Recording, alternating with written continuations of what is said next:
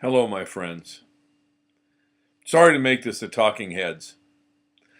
About the only way I can efficiently get it out, and I really need to get it out. I was blessed. I had a father who read everything about Ivan Pavlov and shared it with his children. Throughout our lives, he would keep reminding us of the things he'd learned from Pavlov.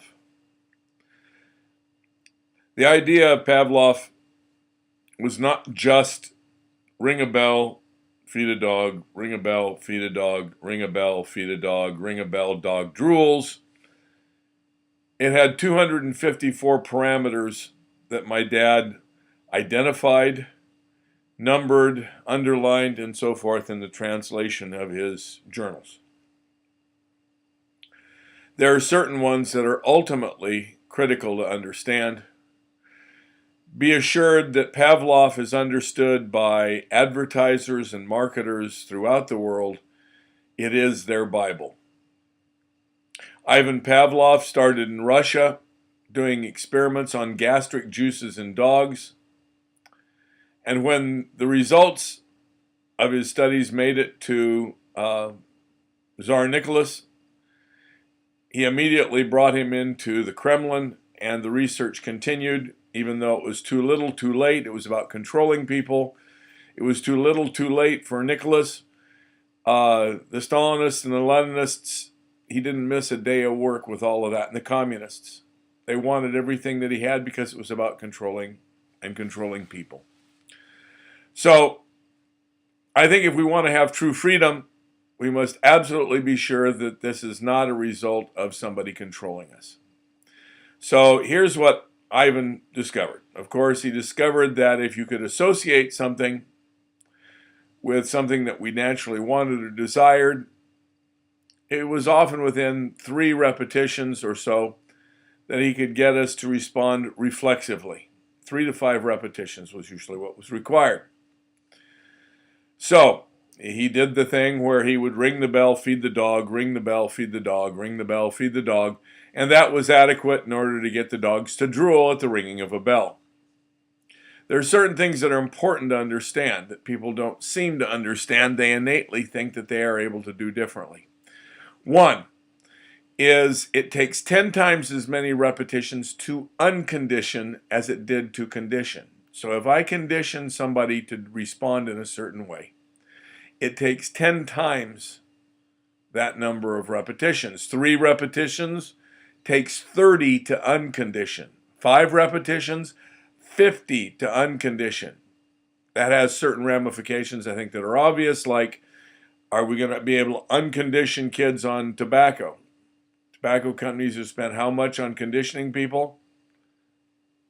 Can we spend 10 times as much on unconditioning people? I don't think we're destined for success. Okay, another one that is critically important is people think that, well, if I'm not paying attention, it can't possibly work on me. And quite opposite is true. If they're not paying attention, if they're distracted in any way, the conditioning works twice as well. And then, of course, the thing that I truly find interesting is, okay, it absolutely works. It cannot be stopped to the death once it works. For example, Ivan would take and set out a shock pad, and then he would draw a yellow line. And he would, on the ringing of a bell, he would electrify the shock pad on one side of the yellow line and not on the other. And the dogs would be trained within 3 to 5 repetitions to jump over the yellow line the minute the bell was rung.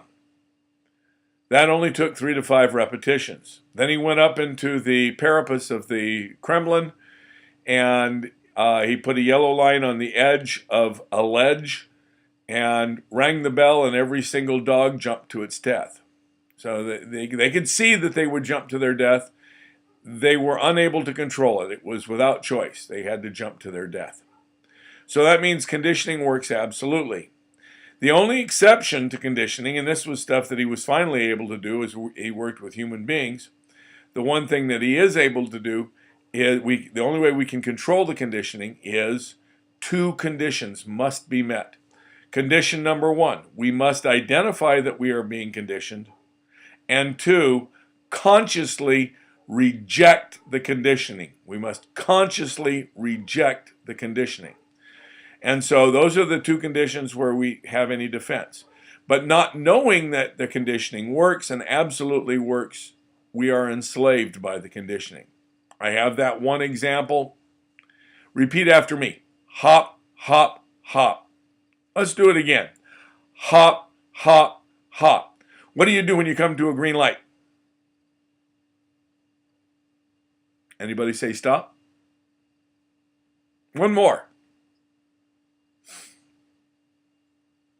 Roast, roast, roast. What do you put in a toaster? Okay. And one more yet. Silk, silk, silk. Let's say it again. Silk, silk, silk. What do cows do?